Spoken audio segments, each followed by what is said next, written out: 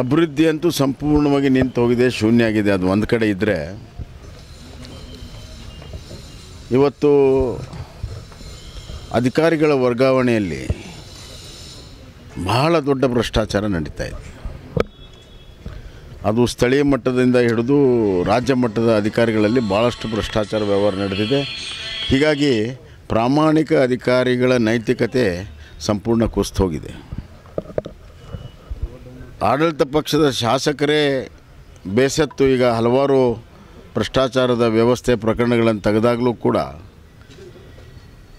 ರಾಜ್ಯದ ಸರ್ಕಾರ, ಮುಖ್ಯಮಂತ್ರಿಗಳು ಅದರ ಬಗ್ಗೆ ತುಟಿ ಪಿಟ್ಟಿಕ್ಕಂತ ಇಲ್ಲ.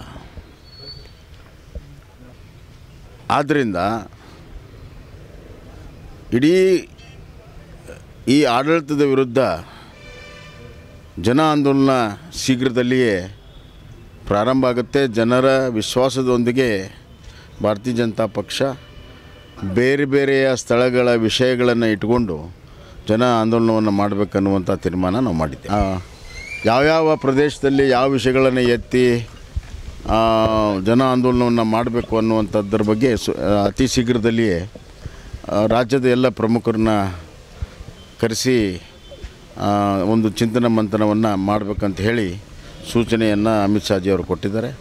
ಎಲ್ಲ ಅಸೋಸಿಯೇಷನ್ದವರು ಇವತ್ತು ಲಂಚ ಅವತಾರವನ್ನು ಬಹಿರಂಗಗೊಳಿಸಿದರೂ ಕೂಡ ಈ ಸರ್ಕಾರ ಇವತ್ತು ನಾಚಿಕೆಗೆಟ್ಟು ಅದರ ಬಗ್ಗೆ ಯಾವುದೇ ರೀತಿಯ ಸ್ಪಂದನೆ ಮಾಡೋದಕ್ಕಿಲ್ಲ. ಎಲ್ಲರೂ ಕೂಡ ಇದರಲ್ಲಿ ಭಾಗಿಯಾಗಿದ್ದಾರೆ ಅಂತ. ಸೋಯಾಬೀನ್, ಈ ಜಿಲ್ಲೆಯಲ್ಲಿ ಏನು ಸೋಯಾಬೀನ್ ಬಿತ್ತನೆ ಆಗಿದೆ ಅದರಲ್ಲಿ ಬಹಳಷ್ಟು ಡೂಪ್ಲಿಕೇಟ್ ಬೀಜಗಳಾಗಿ ಆ ಸೋಯಾಬೀನ್ ಸಂಪೂರ್ಣವಾಗಿ ಬೆಳೆದೇ ಇರುವಂಥ ಸಂದರ್ಭದಲ್ಲಿ ಅದೇ ರೈತ ಸಂಪರ್ಕದಿಂದ ಮತ್ತೊಮ್ಮೆ ಹೊಸ ಬೀಜಗಳನ್ನು ಇದನ್ನು ಪೀಕನ್ನು ತೆಗೆದು ಹೊಸ ಬೀಜವನ್ನು ಕೊಡುವಂಥ ಪ್ರಕ್ರಿಯೆ, ಅಂದರೆ ಮೊದಲು ಕೊಟ್ಟಿದ್ದು ಡೂಪ್ಲಿಕೇಟು ಅನ್ನುವಂಥದ್ದು ಭಾಳ ಸ್ಪಷ್ಟವಾಗಿದೆ. ರೈತ ಸಂಪರ್ಕ ಕೇಂದ್ರದಲ್ಲಿ ಡೂಪ್ಲಿಕೇಟ್ ಆದರೆ ಸರ್ಕಾರನೇ ಡೂಪ್ಲಿಕೇಟ್ ಮಾಡ್ದಂಗಲ್ವ, ಮತ್ತ್ಯಾಕೆ ನೀವು ಹೊಸದಾಗಿ ಬೀಜ ಕೊಡ್ತಾಯಿದ್ದೀರಿ?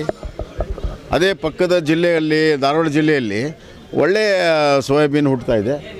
ಅವರು ಮಧ್ಯಪ್ರದೇಶದಿಂದ ತರಿಸಿರುವಂಥ ಬೀಜ ಅಲ್ಲಿದೆ, ಮಹಾರಾಷ್ಟ್ರದಿಂದ ತರಿಸಿರುವಂಥ ಬೀಜ ಇಲ್ಲಿದೆ. ಯಾಕೆ ಹಿಂಗೆ ಮಾಡ್ತಾರೆ ಇವರು?